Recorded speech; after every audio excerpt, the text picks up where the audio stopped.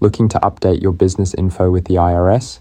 Here's what you need to know when filing a change of address or ownership for your LLC or corporation through filingfox.com. First, at the top of the form, you'll find a checkbox for businesses that are tax exempt. Make sure to mark that if it applies. Next, you'll see lines 1 to 3 with boxes to check based on what your updates affect. Check line 1 if your changes touch on employment, excise, income, or other business-related tax filings. Use line 2 if the change impacts employee benefit plans, and line 3 if your business location is shifting. Moving down, line 4A is where you'll enter your business name, and 4B asks for your 9-digit EIN.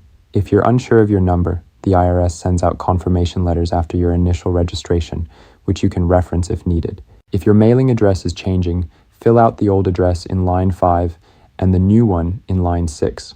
For physical location changes, provide the new address in line 7.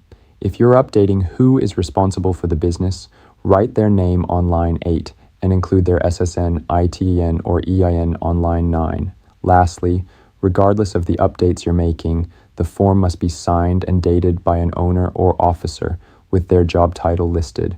Need assistance with filling out this form correctly?